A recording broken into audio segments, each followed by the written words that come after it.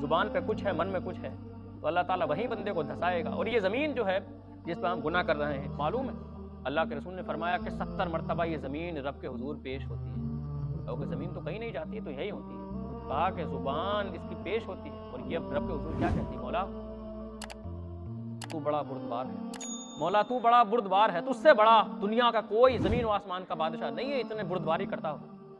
تو ایک مرتبہ حکم دے، بندے گناہ کرتے ہیں، مجھ پہ چلتے ہیں، حکم تو دے، ایسی پھٹوں گی کہ جہاں چلے گا وہیں نکل جاؤں گی، اپنے اندر اس کو سماؤں گی۔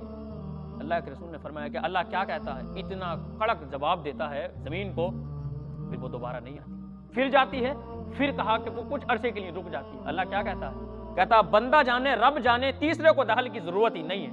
حضور نے فرمایا جب رب زمین سے یہ کہتا ہے رب جانے اور بندہ جانے، تیسرے کو دخل کی ضرورت نہیں ہے، کہا کچھ عرصے کے لیے زمین پھر رک جاتی ہے، اور پھر جب گناہ کی کثرت بڑھتی تو زمین اللہ کے دربار میں پیش ہوتی ہے۔ حضور نے فرمایا پھر پہاڑ جاتے ہیں کہ مولا اتنے گناہ کر رہے ہیں، تو حکم دے اور ہم ان کی بستیوں کو تباہ کر دیں۔ تو اللہ کہتا ہے پھر، کہا کہ یہ میرے بندے، میں نے انہیں پیدا کیا ہے، میں انہیں عذاب دوں یا پھر میں انہیں اجر دوں، اس چیز کا مالک میں ہوں، تمہیں اس چیز کا مالک نہیں ٹھہرایا۔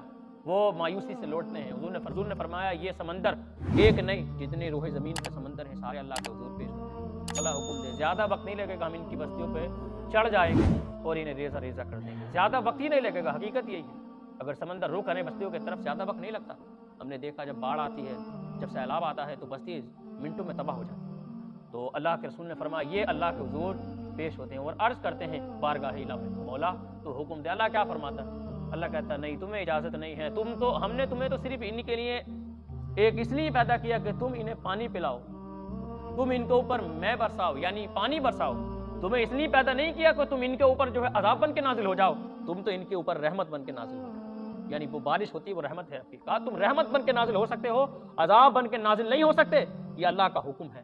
اب بتاؤ کتنی پیار کرتا ہے وہ۔ اس نے جو زمین سے بھی کہا تجھے دخل کی ضرورت نہیں ہے، اس نے پہاڑ سے بھی کہہ دیا کہ بندہ میرا ہے میں جانوں، اس نے پھر سمندر سے بھی کہہ دیا کہ تم ان پہ رحمت بن کے برسو، عذاب بن کے نہیں برس سکتے۔